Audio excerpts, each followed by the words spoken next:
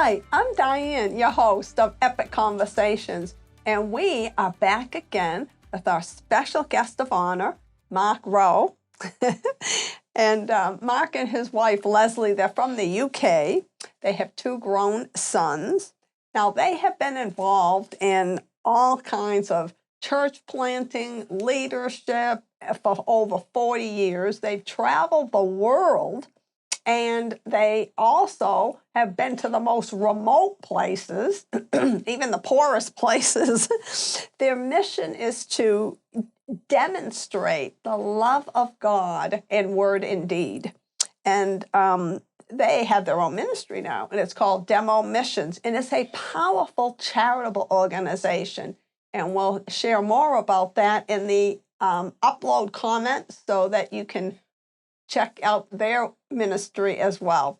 Now, this episode here, I've asked Mark that we're going to share, he's going to talk about his pastoring that he did in the UK and then how he was led to the United States of America. So you're in for a great treat. Well, thank you for joining us. And thank you, Mark.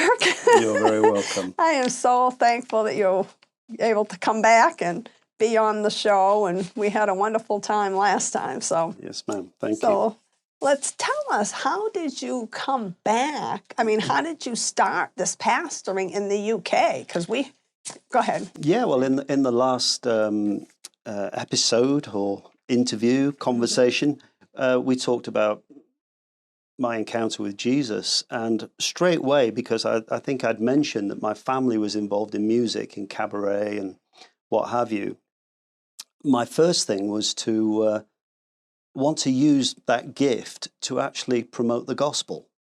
I just saw it as an incredible tool for reaching people. Mm-hmm. And so the first thing that happened was that I teamed up with another guy, a friend of mine, and his wife. We ended up being a kind of a group of 4, kind of folk singing, and we used music to preach the gospel, give our testimonies, do little skits, you know what I mean by that, dramas and things like that. And the first place we ended up going was into the local prison.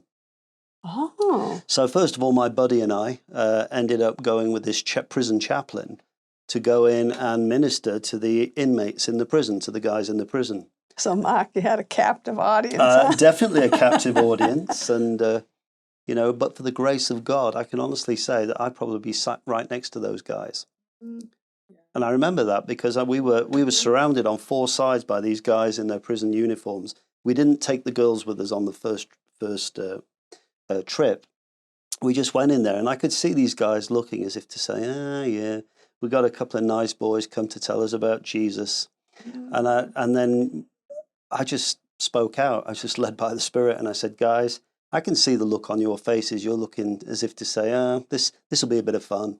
You know, a couple of nice boys come to talk about Jesus. I said, let me tell you something.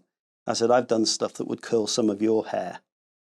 But for the grace of God, I would be sat right next to you today. Wow. Well, that really set the scene. Attention. And by the end of that, we had several guys weeping. And that was our first foray, our first time in the prison. And then the next time we took the girls, it was a male prison, of course.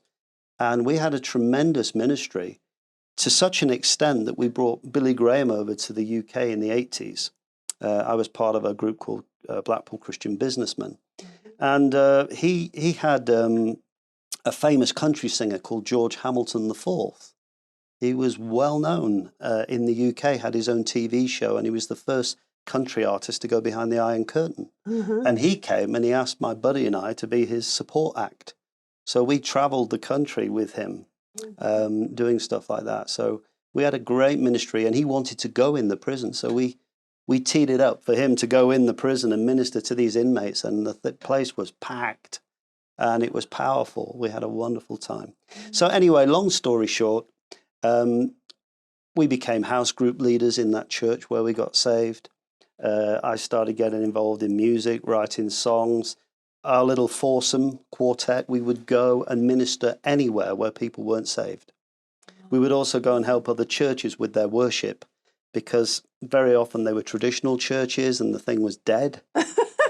And so we would go at the request of young pastors and priests and vicars, as we call them in the UK, and try and inject some life into their congregations. And then Lesley and I would start going abroad and doing things as well in small churches, not big churches. But how would you describe your type of music if the traditional music was dead? Oh, what kind of music it was did modern, you have? middle of the road, pop, folk, that kind of thing. What you can do with two guitars, basically, and four voices. But it was that kind of thing. So, but eventually, we were involved in house leadership, church leadership, and we moved country. I was working for a financial services institution. I became a chartered banker for my sins, but I'm okay now. And we moved across the country and went to another part of the country and joined a church. I was the worship leader. I was part of an international worship academy, teaching pastors and worship leaders. Lesley and I together. She'd been in banking most of her life. So we went over to the east of England to a place called Lincolnshire, or Lincolnshire, you might call it. And we basically got involved with the church, the worship scene. I became very ill as well. That's a whole other story. For 12 years, I couldn't barely stand up. I had a condition that affected my hearing and my balance. So that was pretty traumatic. I couldn't work for 12 years. So anyway, in the end, we were part of a church, and I was part of the leadership. I was on the board. And then we had a church plant in another town called Alford, or Alford, you might pronounce it.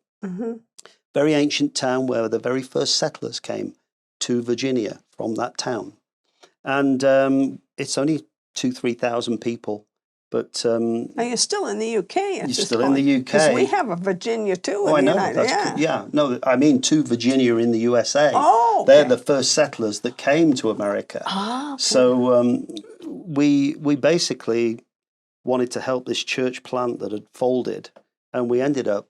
It became our church.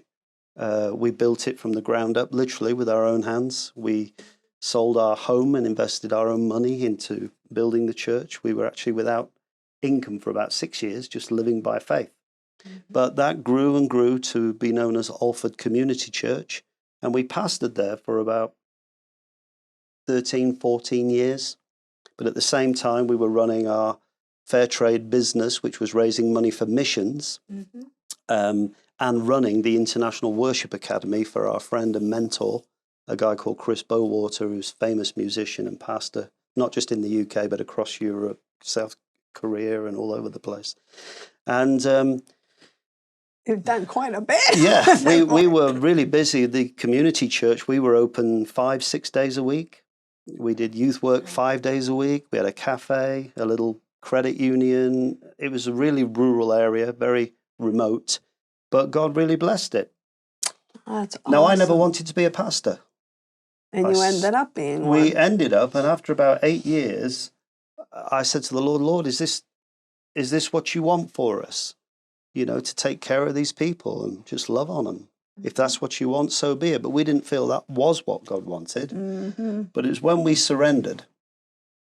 Yeah, put down our will and said, okay, Lord, whatever you want at the end of the day. And by this time, we're in our mid to late 50s. I know you're thinking, how is that possible? But we felt all of a sudden after a few years that God started to impress upon us that he wanted us to actually give away what we'd built up. I mean, Lesley was amazing because she put all the systems in place. And, you know, we built a team. I had a young man who was he was my spiritual son and his wife. And we handed the church over to them because we felt the Holy Spirit say one day, I want you to hand over the worship academy, the church, everything, the business, and wait in faith on me for the next chapter. That's huge. We had no clue what that meant, but we actually went to the church, to the board, the elders that I'd put in place. I mean, we created everything from scratch, from the beginning. And basically people felt that it was of the Lord, but they were obviously not happy about it. They were sad about it. we spoke to people that we made ourselves accountable, and they confirmed the same. So, but we had no idea where we were going. And we'd had a relationship with America through Paul Milligan and but Greg Moore, Billy Epperhart. I used to go to their conferences and lead worship and take teams over there. And then when I told Paul Milligan one day what we were thinking, he said, well, why don't you come and hang out with us? So we said, okay. And so we ended up in the States. And then we ended up being involved in Andrew Womack Ministries because of Paul's connection with Andrew. Oh, wow. It just came all the way around. Yeah. That, well, I'm going to ask a question.